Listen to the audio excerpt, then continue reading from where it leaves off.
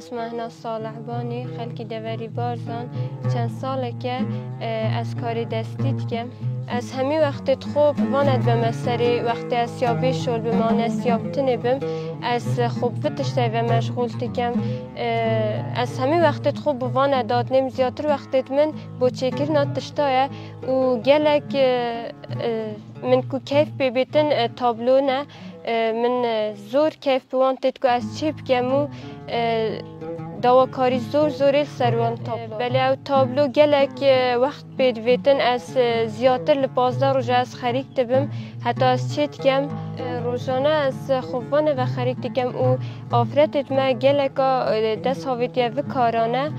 خواسته که زور یال سروانه هی و زیادتری همیا تابلویا اوان گلک خواستل سر هی بو یادگاری که یادگاریت خول سر تومار بود روزانه زور کس پیوندی من ود کده بو دواکاری ها بلی زیادتر لوان دواکاری زور لسروانه ایتی من دواکاری لافرت هی که بشل رونن نمال و دست پاونه کاره که بخو و روزانت خو کارانه ببنه سر و هر وها از دهات کش به دست خم به وتشتانه کم جار من افتشته چن از زانین بله دا من تشتید کردن و اصلی راتمام و بکشکاتی من گلک هزرا خود دایه و از هدی فیر بوم و من دست هاوته من دست وتشتانه کرد به همی برهمیت مننو و من ندوی از وکی کچه که دورا بارزان بشول رون مماله من همه وقتت خو از بفتشتانه ود بمسر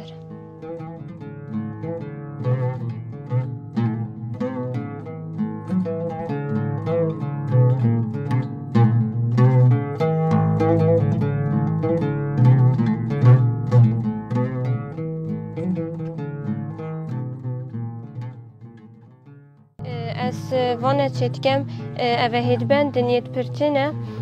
جنته یت موبایلانه شالگردانن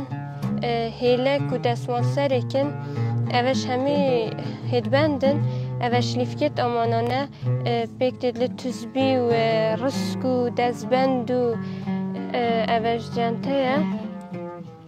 چند روزه که اسبی و خریک دبم بو ما 7 روزا دی شمی که هو درس بکم اول جنتت قلمانه و دیگل هید بنده سه شواز آلای کردستان من چکری اولش تابلو نه تابلویت هاو سرگیریه و یت بچوک و یت روشبونه و یادگاریت خلصه تومار تکنو و زور دواکاری سروانه منی